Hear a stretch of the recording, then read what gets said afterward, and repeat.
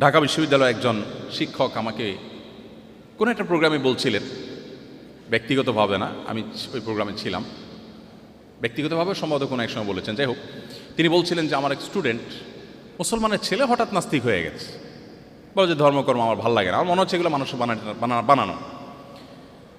তো ছেলেকে কিছু বোঝানোর চেষ্টা করলাম, কিন্তু সে খুবই অ্যারোগ্যান্ট, কোনোভাবে বোঝার চেষ্টা করলো না এবং সে নাস্তিক্যবাদের উপরে তার দিনাতিপাত করা শুরু করলো।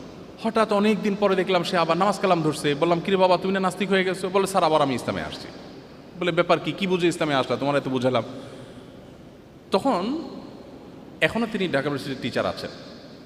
তখন তিনি বললেন যে আমাকে ও বলল, ওই ছেলেটা বলল, স্যার সত্যি বলতে কি আমার কাছে সবই অহেতুক এবং মিছে মনে হয়েছে, কিন্তু নাস্তিক্যবাদে যাওয়ার পর আমি জীবনের কোনো মানে খুঁজে পাচ্ছিলাম না। আমি কেন বেঁচে আছি?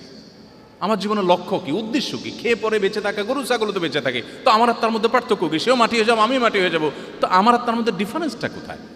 আর সবচেয়ে বড় কষ্টের জায়গা হলো স্যার, তার বক্তব্য, আমি কিছু কিছু সিচুয়েশনে এসে অনেক মনোবেদনায় ভুগি।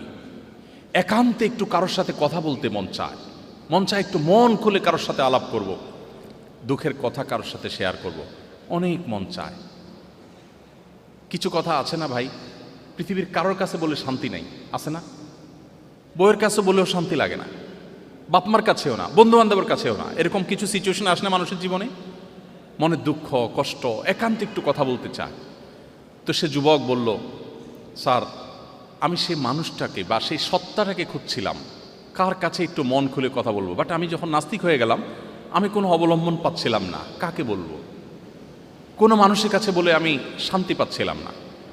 আমি সেজন্য ইসলামে ফিরে আসলাম। এখন আমার কোনো দুঃখ, কোনো বেদনা যেটা কারোর সাথে শেয়ার করবার মতো না, সেটা আমি তাহাজ্জুদে দাঁড়িয়ে নামাজের সেজদায় গিয়ে বিড়বিড় করে মনের গভীর থেকে যখন আমার সৃষ্টিকর্তাকে স্মরণ করে আল্লাহর উদ্দেশ্যে নিবেদন করি, আল্লাহর সঙ্গে কথা বলি, আমি খুব প্রশান্তি অনুভব করি, আমি খুব শান্তি পাই।